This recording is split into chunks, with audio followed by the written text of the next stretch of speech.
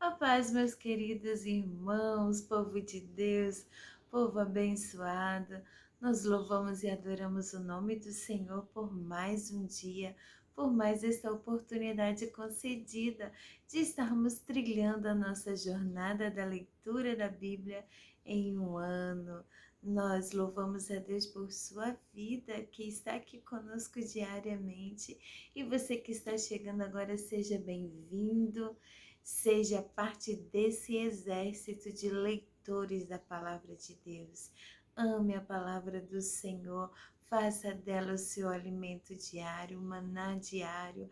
Cada dia venha buscar a sua porção, venha ler e venha deixar o Espírito Santo de Deus falar ao teu coração.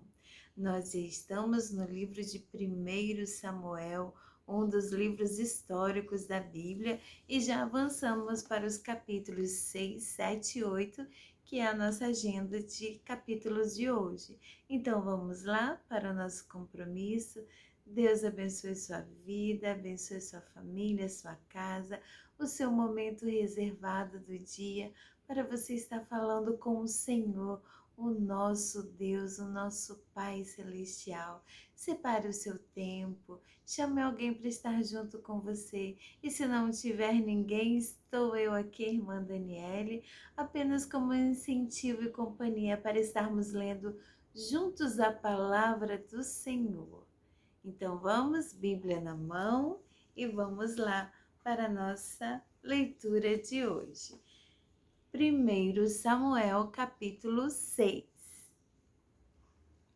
Já fazia 7 meses que a Arca da Aliança estava na terra dos filisteus. Aí eles chamaram os seus sacerdotes e os seus mágicos e perguntaram: que faremos com a Arca do Senhor? Se a mandarmos de volta, o que devemos enviar junto com ela? Eles responderam: se vocês mandarem de volta a Arca do Deus de Israel, não a enviem sem uma oferta. Mandem junto uma oferta para pagar pelo pecado de vocês. Assim vocês serão curados e saberão por que motivo ele continuou a castigá-los. Que oferta devemos mandar? Perguntaram os filisteus. Os sacerdotes e os mágicos responderam: mandem 5 tumores feitos de ouro e 5 ratos também de ouro, de acordo com o número dos governadores filisteus, pois os 5 governadores foram atingidos pela mesma praga que caiu sobre vocês. Façam imitações dos tumores e dos ratos que estão destruindo a nossa terra e deem como presente em homenagem ao Deus de Israel. Assim ele talvez pare de castigar vocês, os seus deuses e a sua terra. Por que razão vocês seriam tão teimosos quanto o rei do Egito e os egípcios? Não esqueçam que Deus zombou deles até que eles deixaram os israelitas saírem do Egito. Façam o seguinte: arranjem 2 vacas que ainda não puxaram carroça e amarrem as 2 a uma carroça nova. Depois toquem os bezerros delas para o curral. Então peguem a arca de Deus, o Senhor, e a coloquem na carroça. Ponham também numa caixa ao lado da arca do Deus de Israel como oferta as imitações de ouro que vocês vão mandar como oferta para pagamento pelos seus pecados. Aí toquem as vacas para a frente e deixem que elas vão para onde quiserem. E prestem atenção, se a carroça for na direção da cidade de Bet-Semes, isso quer dizer que foi o Deus de Israel que nos mandou este grande mal. Mas se isto não acontecer, então quer dizer que não foi ele que mandou essa praga, e sim que ela veio por acaso. E os filisteus fizeram o que os sacerdotes e mágicos haviam dito. Pegaram 2 vacas e as amarraram à carroça e prenderam os bezerros no curral. Depois puseram a arca do Senhor na carroça, junto com a caixa onde estavam os ratos e os tumores de ouro. Então as vacas foram diretamente para a cidade de Bet-Semes, andando e mugindo, sem se desviar do caminho. E os 5 governadores filisteus as seguiram até a divisa de Bet-Semes. O povo de Bet-Semes estava colhendo trigo no vale. De repente eles olharam e viram a arca da aliança e ficaram muito alegres. A carroça, puxada pelas vacas, chegou até a plantação de Josué de Bet-Semes e parou perto de uma grande pedra. Então os moradores dali cortaram em pedaços a carroça de madeira, mataram as vacas e as queimaram em sacrifício a Deus o Senhor.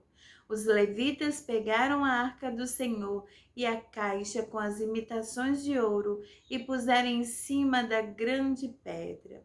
Naquele dia o povo de Bet-Semes apresentou ao Senhor ofertas que foram completamente queimadas e também sacrifícios de animais. Os 5 governadores filisteus viram isso e no mesmo dia voltaram para Ecrom.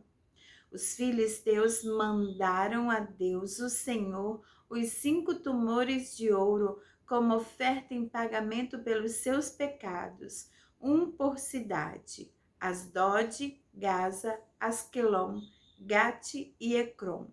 Mandaram também 5 ratos de ouro, de acordo com o número das cidades governadas pelos 5 governadores filisteus, isto é, as 5 cidades protegidas por muralhas e os povoados que ficavam ao seu redor. Na plantação de Josué, que era natural de Bet-Semes, a arca de Deus foi colocada em cima de uma pedra, e essa pedra ainda está ali como prova do que aconteceu. 70 homens de Bet-Semes olharam para dentro da arca da aliança, e por isso o Senhor os matou. E o povo chorou por causa dessa grande matança que Deus fez entre eles. Então os moradores de Bet-Semes disseram: quem pode ficar diante do Senhor, esse Deus tão santo? Para onde mandaremos a arca a fim de que ela fique longe de nós? Aí enviaram mensageiros para dizerem ao povo da cidade de Jearim: os filisteus devolveram a arca da aliança do Senhor. Desçam até aqui e levem a arca. 1 Samuel capítulo 7. Então os homens da cidade de Jearim foram até lá e levaram a arca do Senhor. Eles a colocaram na casa de Abinadab, que ficava num morro, e escolheram e separaram seu filho Eleazar para tomar conta dela. A arca da aliança ficou na cidade de Jearim bastante tempo, isto é, mais ou menos 20 anos. Durante esse tempo, todos os israelitas oravam a Deus o Senhor, pedindo ajuda. Samuel disse ao povo de Israel: se vocês querem com todo o coração voltar a Deus o Senhor, joguem fora todos os deuses estrangeiros e as imagens da deusa Astarote. Dediquem-se completamente ao Senhor e adorem somente a Ele, e Ele livrará vocês do poder dos filisteus. Aí os israelitas jogaram fora suas várias imagens de Baal e também as de Astarote e adoraram somente a Deus, o Senhor. Então Samuel mandou que todos os israelitas se reunissem em Mispa e prometeu que ali oraria por eles ao Senhor. Assim todos eles se reuniram em Mispa, tiraram água e a derramaram em oferta ao Senhor. Jejuaram o dia todo e disseram: nós pecamos contra o Senhor, contra Deus, o Senhor. E ali em Mispa, Samuel julgava e governava o povo de Israel. Quando os filisteus souberam que os israelitas haviam se reunido em Mispa, os 5 governadores saíram com os seus homens para atacá-los. Os israelitas souberam disso e ficaram com medo e disseram a Samuel: Não pare de orar ao Senhor nosso Deus, pedindo que ele nos livre do domínio dos filisteus. Então Samuel matou um carneirinho e queimou todo ele como sacrifício a Deus, o Senhor. Pediu que o Senhor ajudasse o povo de Israel e ele respondeu a sua oração. Aleluia. Enquanto Samuel estava oferecendo o sacrifício, os filisteus avançaram contra os filisteus, mas o Senhor os atacou com fortes trovoadas. Então eles ficaram em completa confusão e fugiram. Os israelitas saíram de Mispa e perseguiram os filisteus até Betcar, matando-os pelo caminho. Aí Samuel pegou uma pedra, pôs em Mispa e Sem e disse: Até aqui o Senhor nos ajudou. Aleluia. Por isso deu a ela o nome de Ebenezer. Assim os filisteus foram derrotados e o Senhor Deus não deixou que eles invadissem a terra de Israel enquanto Samuel viveu. Todas as cidades que os filisteus haviam tomado desde Ecrom até Gate foram devolvidas ao povo de Israel. Aleluia! Dessa maneira, os israelitas receberam de volta toda a sua terra e também houve paz entre os israelitas e os amorreus. Até o fim da vida, Samuel foi chefe e juiz do povo de Israel. Todos os anos ele ia a Betel, Gilgal e Mispa, e nesses lugares resolvia as questões que o povo lhe apresentava. Depois voltava para sua casa na cidade de Ramá, onde também era juiz. E em Ramá, Samuel construiu um altar para Deus, o Senhor. 1 Samuel capítulo 8. Quando Samuel ficou velho, pôs os seus filhos como juízes de Israel. O seu filho mais velho se chamava Joel e o mais novo Abias. Eles eram juízes na cidade de Berseba, porém não seguiram o exemplo do pai. Estavam interessados somente em ganhar dinheiro, aceitavam dinheiro por fora e não decidiam os casos com justiça. Misericórdia. Então todos os líderes de Israel se reuniram e foram falar com Samuel em Ramá. Eles disseram: Olhe, você já está ficando velho e os seus filhos não seguem o seu exemplo. Por isso queremos que nos arranje um rei para nos governar, como acontece em outros países. Samuel não gostou do pedido deles. Então orou a Deus o Senhor e ele respondeu assim: Atenda o pedido do povo. Não é só você que eles rejeitaram. Eles rejeitaram a mim como rei. Desde que eu os trouxe do Egito, eles sempre me têm abandonado e têm adorado outros deuses. Agora estão fazendo com você o que sempre fizeram comigo. Portanto, atenda o pedido deles, mas avise essa gente, explicando com toda clareza como o rei vai tratá-los. Então Samuel explicou ao povo tudo o que o Senhor lhe tinha dito. Ele disse: O rei os tratará assim. Tomará os filhos de vocês para serem soldados, porá alguns para servirem nos seus carros de guerra, outros na cavalaria e outros para correrem adiante dos carros. Colocará alguns deles como oficiais encarregados de 1.000 soldados e outros encarregados de 50. Os seus filhos terão de cultivar as terras dele, fazer as suas colheitas e fabricar as suas armas e equipamentos para os seus carros de guerra. As filhas de vocês terão de preparar os perfumes do rei e trabalhar como suas cozinheiras e padeiras. Ele tomará de vocês os melhores campos, plantações de uvas, bosques de oliveiras e dará tudo aos seus funcionários. Ficará com a 10ª parte dos cereais e das uvas, para dar aos funcionários da corte e aos outros funcionários, perdão. Tomará também os empregados de vocês, o melhor gado e os melhores jumentos, para trabalharem para ele, e ficará com a 10ª parte dos rebanhos de vocês, e vocês serão seus escravos. Quando isso acontecer, vocês chorarão amargamente por causa do rei que escolheram.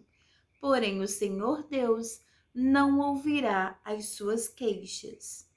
Mas o povo não se importou com o aviso de Samuel. Pelo contrário, eles disseram: não adianta, nós queremos um rei. Queremos ser como as outras nações. Queremos ter um rei para nos governar, para nos dirigir na guerra e lutar em nossas batalhas. Samuel ouviu o que eles disseram e então foi e contou tudo a Deus, o Senhor. Ele respondeu: faça o que eles querem. Dê a eles um rei. Aí Samuel pediu a todos os homens de Israel que voltassem para casa. Amém, irmãos. Aqui nós terminamos a leitura do nosso dia de hoje. Irmãos, nós meditando na palavra do Senhor, a cada dia vamos descobrir como imperfeitos nós somos e como muitas vezes, assim como o povo de Israel, nós negamos o Senhor como nosso guia, como nosso rei que vai à nossa frente em tudo e em todos os momentos. Quantas vezes nós queremos ter e ver alguma coisa, como eles queriam ter e ver um rei à frente deles. Mas é que eles estavam negando o Rei dos Reis, o Senhor dos Senhores, que estava com eles em todo o tempo, que estava com eles ante os inimigos, vencendo as batalhas, provendo as suas necessidades, cuidando deles. Quantas das vezes, irmãos, somos iguais ou pior que o povo de Israel? Somos ingratos com o nosso Deus. E se não fossem as suas misericórdias, o que seria de nós? O que seria de nós? Mas o nosso Deus é longânimo, benigno. E Ele cuida de nós. Porque Ele lembra que nós somos pó, que nós não somos nada. E Ele se compadece de cada um de nós. Que Deus nos guarde de nos desviarmos do Senhor, de termos um coração tão orgulhoso que se afaste de Deus, que o rejeite. Que Deus nos conceda a sua graça, que Deus nos auxilie a cada dia para estarmos na dependência dEle, buscando pelo seu auxílio, pelo seu socorro, porque o Senhor é o nosso Deus. Como a palavra diz, Ele é o nosso refúgio, Ele é a nossa fortaleza. Nossa fortaleza é um lugar de grande segurança. Então tenha o Senhor como a sua grande segurança, a sua rocha, quer dizer, o seu lugar firme para ser guardado e protegido pelo Senhor nesses dias maus, difíceis e trabalhosos, em que temos um grande inimigo que está sempre ao nosso derredor, procurando a quem possa tragar. Deus tenha misericórdia de nós a cada dia, nos sustente com suas fortes mãos e nos guarde nos seus caminhos. E você que ainda não aceitou esse Jesus maravilhoso, confie sua vida nas mãos dele, porque ele também quer ser o seu rochedo, o seu lugar forte. Deus abençoe sua vida, entregue-a nas mãos do Senhor, confia nele e ele tudo fará. E que tenhamos, irmãos, um lindo dia, um dia abençoado, um dia dirigido pelo nosso Deus, pelo Espírito Santo do Senhor, que venhamos a agradá-lo e que o Senhor se agrade de nós. Amém? E amanhã, se assim Deus nos permitir, estaremos aqui de volta para continuarmos a nossa leitura da Bíblia. Deus abençoe, um bom dia, um abraço fraternal da irmã Daniele. A paz do Senhor.